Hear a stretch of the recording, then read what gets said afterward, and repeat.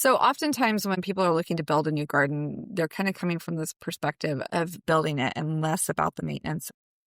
They're more like a living museum exhibit. Like every season, something's changing, growing, it's fading.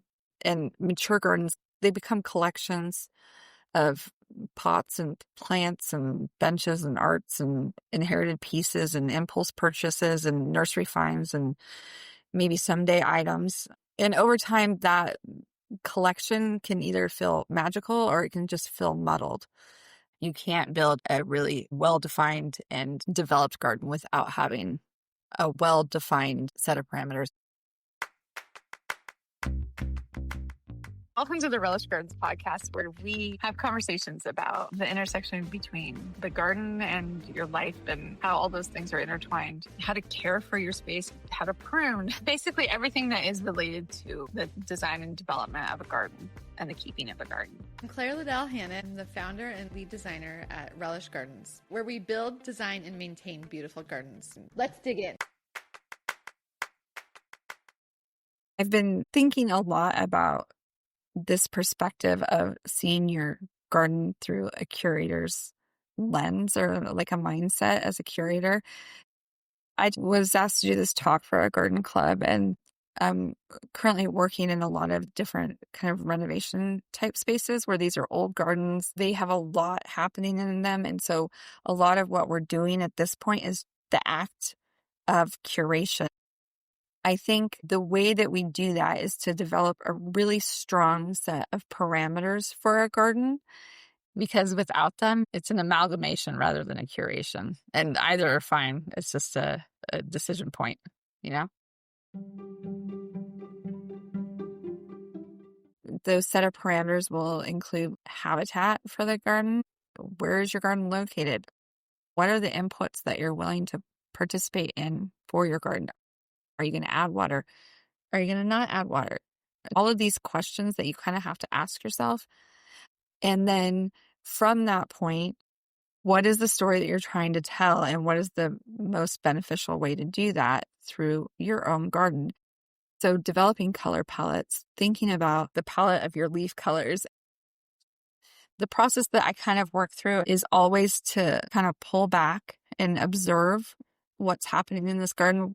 Because usually there's a theme that's kind of running through that garden, and sometimes there's a break in that theme.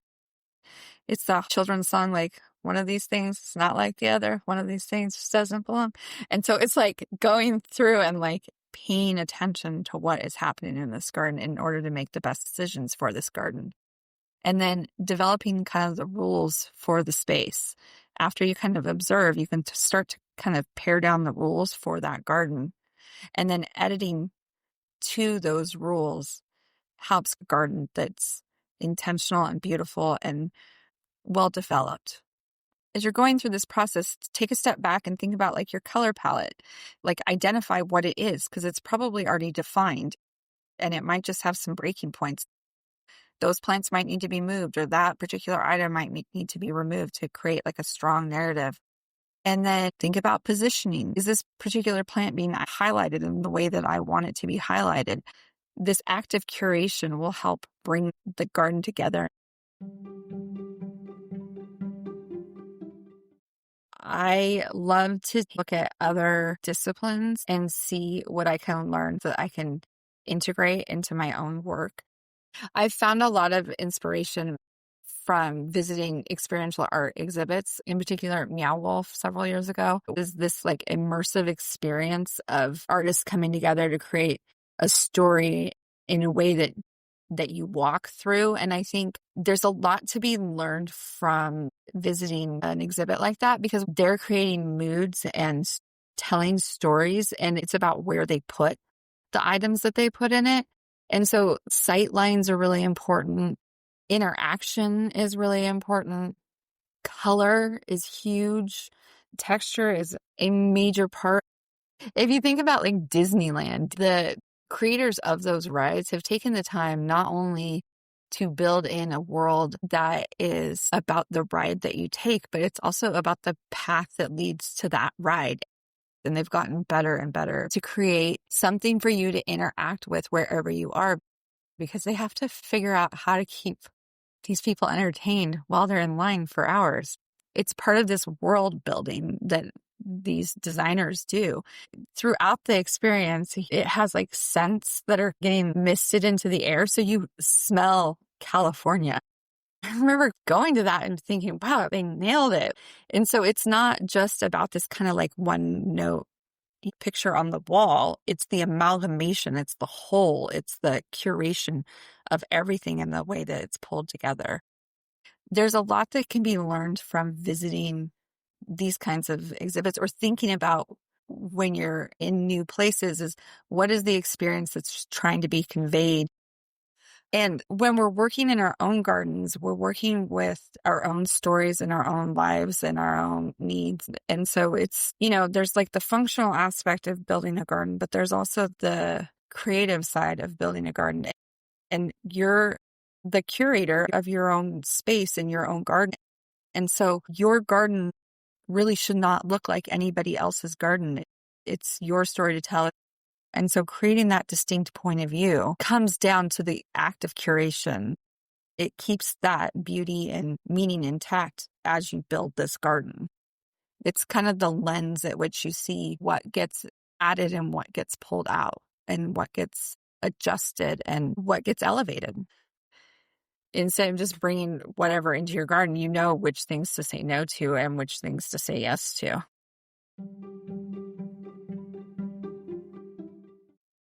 I don't know if there's anyone who doesn't love Monty Don, but I love Monty Don, of course. There's this quote from him, and I think it's so wise and valuable. I know that many people select their plants because they love them and they will find a place for them. But no individual plant grows at Longmeadow just because we like it. It must always work towards a collective end so that the sum of the plants is greater than their parts. What you leave out is just as important as what you put in. I think that quote is indicative of a curator's perspective, not from a collector perspective. The plant collector is like, I need this and I need this and I need this and I need this, because you're trying to, I often joke it's like the kids with Pokemon cards. It's like you got to collect them all. But this quote is kind of changing the perspective of the garden as purely a collection and elevating it as an art form, because it's not just about the individual plant, it's about the collective. And so it's all about that editing, about what comes in, what goes out, and what's allowed to take up space in their gardens. There's a key to like taking a look at other gardens, specific gardens that have a distinct kind of narrative, and studying those to see what the parameters that they've developed for those gardens are, because there's no way that those gardens have become that intentional without having in well-defined parameters that they designed to. I was on Facebook.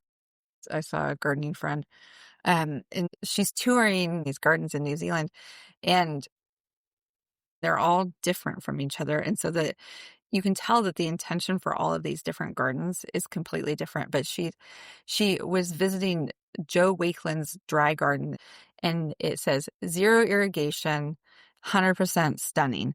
And then you can see that because her parameters start with 0% irrigation, it limits the plant palette so wildly that becomes the largest set of parameters. So like the initial parameter is always probably going to be culture or growing conditions, and then also how you are going to contribute to those growing conditions. So if you are in a drought space and you decide I am not going to use any water, you are already setting up a set of parameters for yourself that is going to limit, but also really, really define what you're going to do in that garden. So within that, you can expand and develop a really thoughtful and well-designed approach because of those limitations. I fully believe that limitations, when they're well developed ahead of time, help contribute to a well-defined garden. And really what we're talking about when we're talking about curating a garden, or we're talking about parameters, is we're talking about developing a point of view in order to curate towards an end goal. And so usually you'll have more than one set of parameters. It's not just no irrigation. You're going to choose elevation heights. You're going to choose spacing parameters. So do you want everything really densely planted? Spacing parameters are really important because the plants themselves act as living mulch and retain moisture in the soil, contributing to the benefit of all the plants. But that's a decision point, and the decision points are based on the parameters. And so when developing a garden, always going back to what those parameters are. What is your point of view?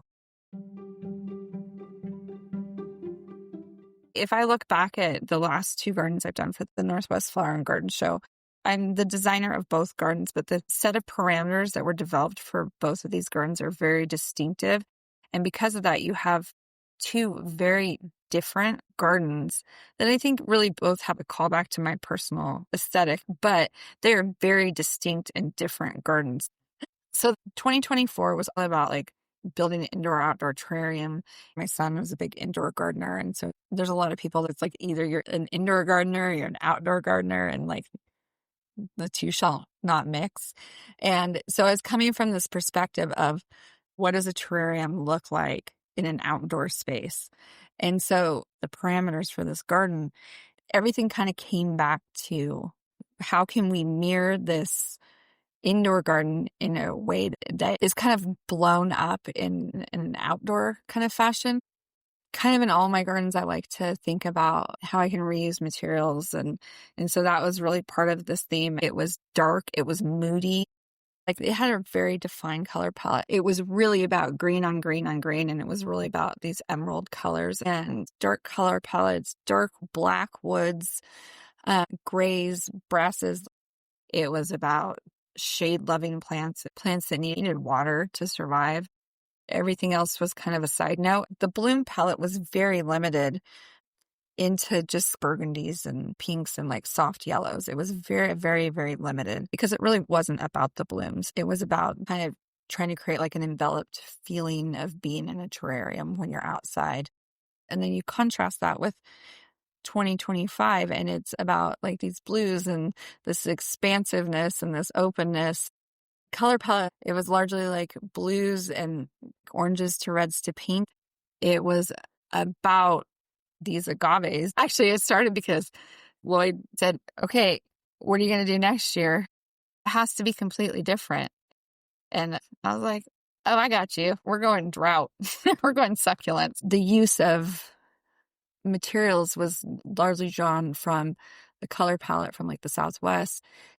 You have a lot of these clay, like terracotta colors that are coming from these dry spaces, the colors of the manzanita wood, the colors of the terracotta tiles. And then we kind of were mimicking that with the table, like the metal from the table and the chairs. And so the color was used throughout in multiple different facets, but it was still very defined and purposeful. So black wasn't allowed in my garden. And you think about it and you think, okay, well, nobody uses black in a garden, but black as a material use is really common. That is often the only choice that you have as a material. We were really playing with these colors of like blues from the agaves and rust and this pink and really bold color palette. To put black in there was almost like putting a Sharpie against the landscape. And so it really just didn't make sense. I mean, even when we were looking to frame the murals that we had, the automatic choice would be to frame it in a black. But instead of doing that, we ended up choosing to wash the wood of the frame into a pink because no black was allowed in that garden. We often use moss in our gardens at the garden show. It's kind of like frosting. We kind of cover things. And in 2025, there was absolutely no way that I could use moss in this sun-loving scape. And so I had to come up with ways to create something that made sense that would still allow me to pull together this garden in a way that made sense for the garden show. Because you're not supposed to have any soil showing. The intention is that this feels and looks like a mature landscape. So what we did instead is we used a lot of pebble. It was a very heavy garden. It's very rock-centric. And they're completely aesthetically different gardens. Their plant palettes were different, their color palettes were different, the feel was different, and the materials were different. Thinking about what your set of parameters are and how you develop these parameters, it will build a very different garden. There was a restriction on the color use in order to create a really developed space. If I had let half the stuff in either garden, those gardens would not have held up the same way. I'm generally working on more than one garden at a time. And so developing my parameters and having really strong parameters helps me go from garden to garden to garden and go, what are the parameters of this garden? And it helps me make choices really quickly on what we can do with this garden, where we're going with this garden. It also allows me to know when I can kind of break those rules. But generally, I create these rules and everything is edited towards these rules when I'm building a garden. The rules are set by me. So if I want to change them, I can. But usually what I find is that once I start breaking the rules, I'm creating either a convoluted mess of a garden or I'm creating a different garden, and that's for a different time. And so the rules kind of help me like cut down on decision fatigue. It helps me know what's allowed in this garden, what goes in this garden, what can't go in this garden. It helps me think creatively about, well, what's a different way to think about this? Well, what's a different material that I could use that would actually still fit within the rules of this garden? It creates a really strong point of view.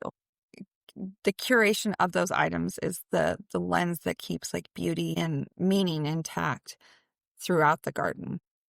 Parameters are how you create the roadmap of the story you're trying to tell.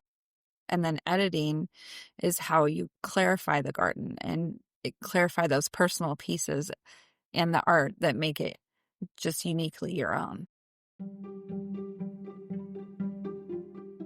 That's it for today's episode of the Relish Gardens podcast. If you love this conversation, make sure to subscribe.